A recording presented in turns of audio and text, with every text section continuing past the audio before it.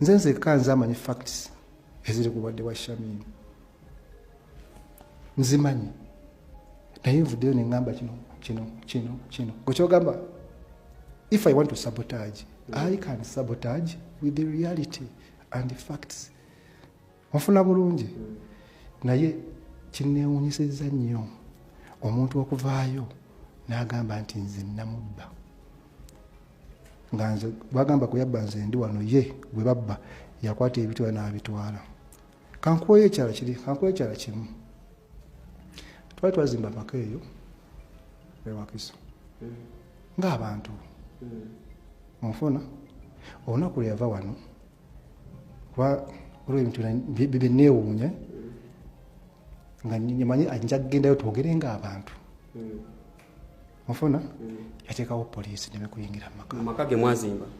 yateekawo poliisi nze gwolaba wano sobola kuakisesi amaka ago yabagamba kyaba poliisi trespass Musewunya wajja wano tukabadde mumanyi wano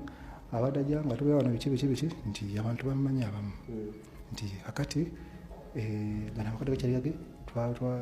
twabimugyeko era bajja wano newabaako nkola luggi amukwate bukwasi gye yagenze gye yatutte bino ebintu kyagye yabitutte omukwate bukwasi ebintu bino bina mukwogera kwonna mubadde mukolera wamu mugattira wamu bw'oyogera ku maka ge mwazimba nsuubira nti nagwo mulimu omukono gwo wallahi sisobola kugalinnyamu nga ntya Mungu sisobola kugalinnyamu what is the cause ya bino byonna Ssebunya because ekintu kino ndaba kinene nnyo nange kyeneebuuza nti omuntu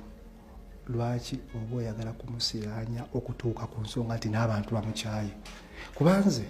Shamim abakuŋŋamba nti emmotoka njagala gikozesa sandi gimuganye ne bwe yandigambye nti eno essuuti gy'oyambadde nayo gimpe njagala kugyebikka kubanga nze twali tugula ebintu nze abadde ebisa ebisinga bigula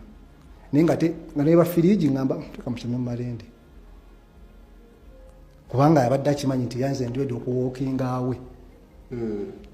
nentandika obulamu obupya singa embeera ebeeganye kyabadde akimanyi ate era kimulazeeko singa yasazeewo n'agamba nti Ssebunya va mu nnyumba eno genda wallahi nandibadde ntamba neŋŋenda lwaki obadde redde nnyo mu mbeera eno yonna ng'olaga nti osobola okufuluma